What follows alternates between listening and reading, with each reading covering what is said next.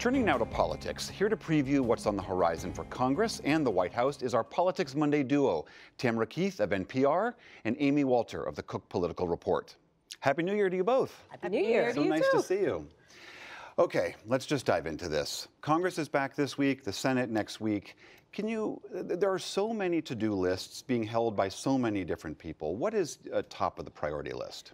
Keeping the government funded. You know, That's a big one. Basic functions of government. That's the big deadline that's coming up. The question is what possibly gets attached to that or is brought up in conjunction with it. You know, Mark Short, who is the Legislative Affairs Director for the White House, has said that he hopes to have some sort of a deal on DACA, that is the immigration program for young people who came to the country as young people and are now in the country illegally. The president wants to work something out. Republicans and Democrats, some Republicans in Congress, all the Democrats in Congress want to work something out. Whether they can agree on what that would be is very much an open question. Because the president has said, I'm getting a wall before I'm giving on DACA. Exactly, and he said it again in a tweet over the weekend. So the president is making it very clear that he is serious about getting this wall. Democrats have said, we'll give you border security. We are not giving you a wall.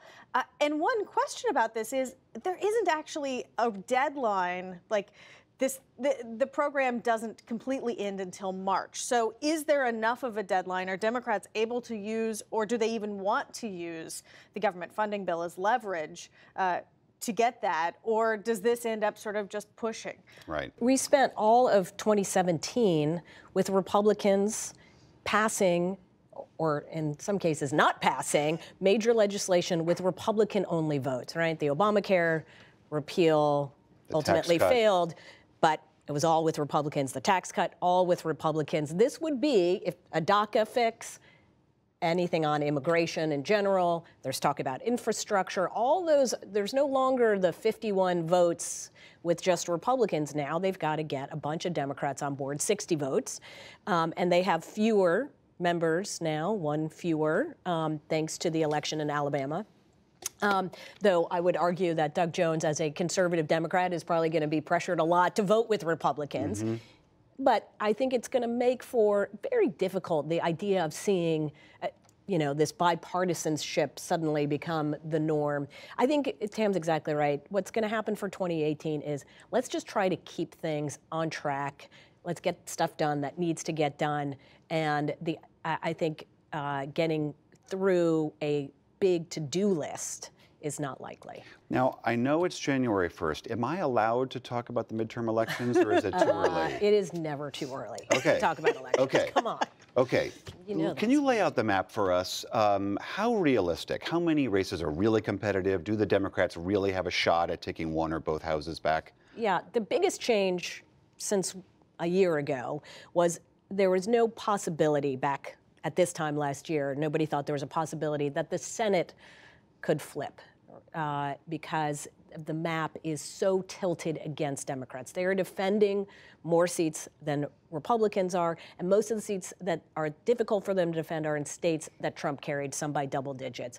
Now, after what happened in Alabama, the fact that we also are seeing an enthusiasm advantage for Democrats sort of across the board in governor's races. We've seen it in special elections for the House, Democratic voters turning out. There is talk now about the possibility, I don't think it's likely, but the possibility of Democrats getting the 3 seats that they would need to flip control of the Senate. It requires a lot of things going right. They hold on to all their seats, and they get some help from people like Steve Bannon, who is likely to be involved in the Senate primaries. The Democrats as he was. get some help, you say? Yes, they would. Steve Bannon was very helpful to them in Alabama by backing the one candidate who couldn't win in a state as red as Alabama, who is as flawed as Roy Moore. If he finds candidates or supports candidates who are weak, especially in more competitive states like Nevada and Arizona, those are pickup potential for Democrats. The House is a different story. Democrats need 24 seats if they're going to flip the House. There aren't as many seats in play as Democrats would like to have, but the environment looking much better for Democrats. Their enthusiasm is much better. The geographic challenges are still there for them, trying to find enough districts where they're not drawn or configured in a way that benefit Republicans, but it is absolutely a possibility. They may even be a slight favorite right now. Democrats a slight favorite to winning the House, just from what we're seeing in the numbers today. And again, we're months out. Tim, question. Amy is talking about Democratic enthusiasm. That's what everybody assumes happens in a midterm against the incumbent.